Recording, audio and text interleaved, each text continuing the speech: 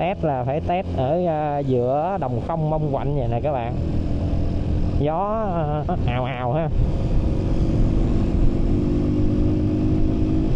chứ còn mà test ở trong nơi kín gió giống như thành phố, chạy trong thành phố thì nó quá dễ rồi, quá dễ dàng với mấy cái con mít này rồi. Test ở mấy cái chỗ vậy ha. Tốc độ thì mình không có test tốc độ, tại vì cái xe này nó chạy tốc độ không có nhanh ha. Với một phần nữa là các bạn muốn chạy tốc độ cao á mà âm thanh hay á thì các bạn nên xài 2 mic ha, 2 mic, xài 2 con mic, các bạn chia ra thành 2 line, một line tiếng bô và một line thu giọng nói ha, thì nó ok hơn các bạn lấy chung một line, lấy một cái mic ha.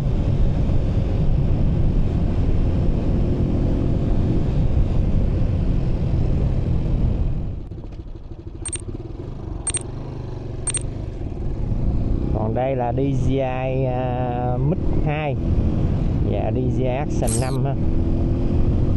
Gain level -3.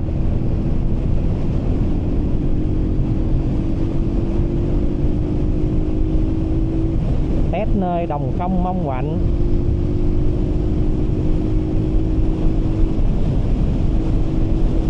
Chạy nhanh lên chút ha, sẵn kịp cái đèn xanh luôn.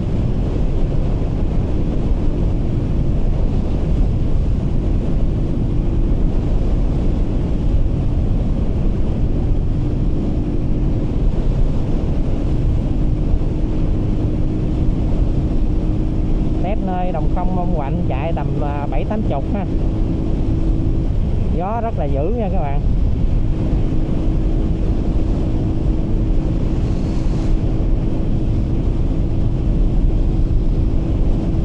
Thấy gió không, thấy nó hỏi cái dù không kìa, hỏi cái dù phần phật luôn.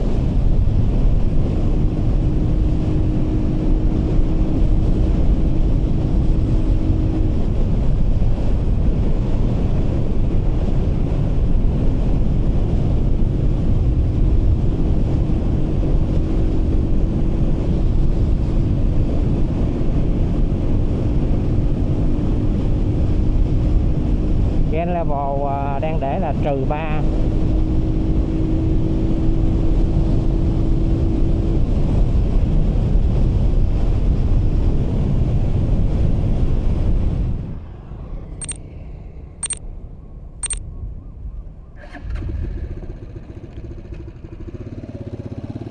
Đây mình đổi qua con Mix Mini ha. Gain level là -3. Tè bậy ha.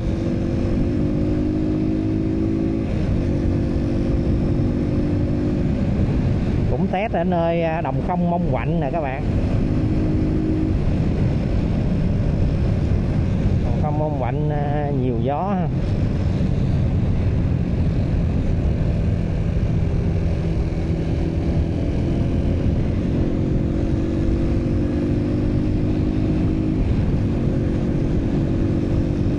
Cũng tốc độ vừa phải, 70-80 là vừa. Lúa chín kìa, bên này chưa gặt ha, còn thằng này là đi bắn chim, nhìn thấy là biết. Chạy nhanh chút ha.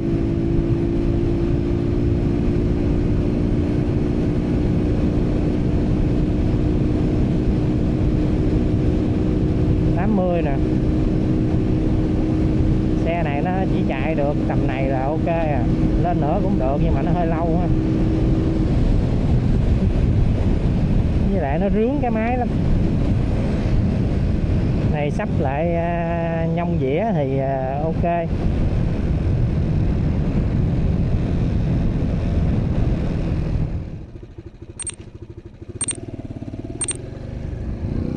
Đây là DJI Mix Mini và DJI Action 5 ha. gain level là -5, mình giảm gain xuống nữa nha. Nhưng mà mình nghĩ là giảm tầm -5 thôi, chứ còn giảm nữa thì nó không ổn. Giảm nữa thì nó mất nhiều cái âm thanh của môi trường.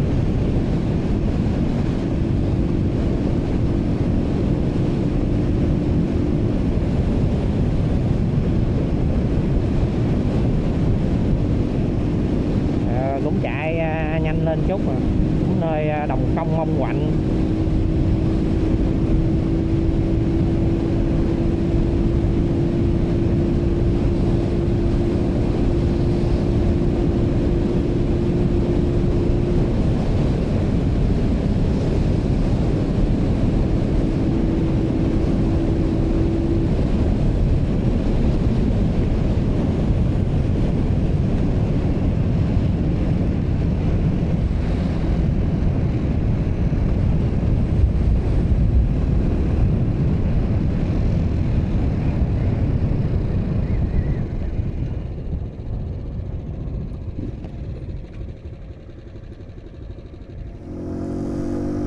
Đây là mình đang sử dụng con DJI Action 5 Pro ha, và cái DJI Lavalier Mix kết hợp với cái adapter Boya BK4 ha.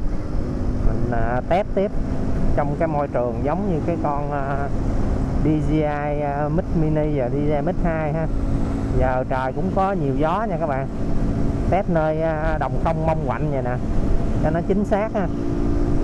Chạy tốc độ lên cao một tí ha, khoảng 80 thôi, tại vì cái xe này nó cũng tầm 80 km/h thôi à.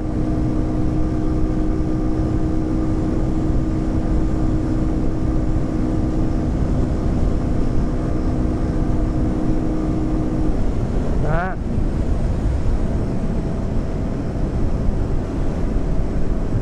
Test để coi là cái mic con Action 5 Pro này khi các bạn xài mic có dây thì nó có ổn hơn cái thằng mic không dây không. Gió khá là dữ nhưng mà có vẻ như là mình đang chạy xuôi theo chiều gió. Giờ mình sẽ đi ngược chiều gió nha.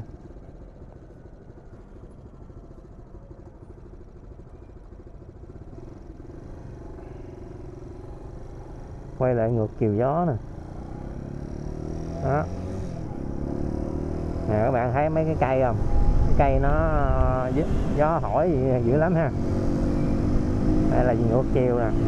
Bắt đầu mình cảm giác là có gió nó táp vô cái kính của mình ha. Còn hồi nãy thì không có. Ngược chiều gió với xuôi chiều gió nó cũng khác biệt nha các bạn. Nó có cái áp lực của cái gió nó táp vô á, cho nên là âm thanh nó cũng khác biệt á.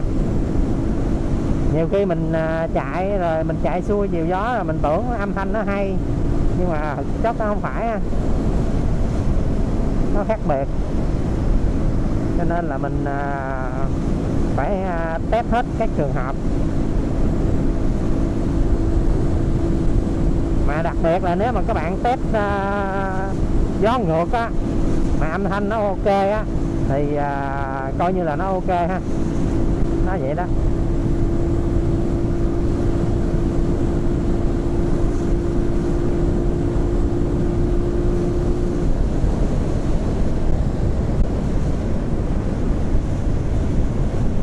Action 5 Pro này thì bữa mình thanh lý hết mấy cái mic có dây á, mình thanh lý hết rồi. Mình không có để được, mình để là có một bộ này à. Từ rẻ cho tới mắc là mình bán hết ha. Mic từ mic 100k cho tới mic mấy triệu. Trong đó có cái Rode Lavalier 2 á, mình bán luôn. Cái đó thì nó không có phù hợp để chạy xe các bạn. Còn cái adapter Boya này á mình để lại mình có hai cái, mình bán một cái mình để lại một cái. Hồi trước mình có cái adapter của thằng DJI nữa, nhưng mà cái đó nó bất tiện cái là các bạn gắn á, các bạn phải tháo cái nắp cổng USB-C ra, cho nên là mỗi khi mà các bạn gặp trời mưa các bạn muốn tháo vô cất á, rồi gắn nắp lại thì nó lâu hơn ha. Còn cái con Boya BK4 này thì các bạn cứ mở cái nắp ra, các bạn cắm vô, mưa các bạn rút ra đóng nắp lại rất là nhanh ha. Chất lượng âm thanh thì mình thấy nó cũng 19 110 rồi các bạn, không có khác biệt nhiều đâu. Chỉ khác cái là cái con này cái nó nhạy quá, cho nên là các bạn phải giảm cái gain á, khi các bạn sử dụng thì nó mới không có bị nổi tiếng ha. Con kia thì nó kiểu được thiết kế để dành cho mô tô vlog á, cho nên là con chip nó xử lý kiểu khác, nó biết là tạp âm nhiều á, cho nên là nó giảm cái độ nhạy của cái mic xuống rất là nhiều ha. Rồi thì mình test sơ bộ vậy thôi ha.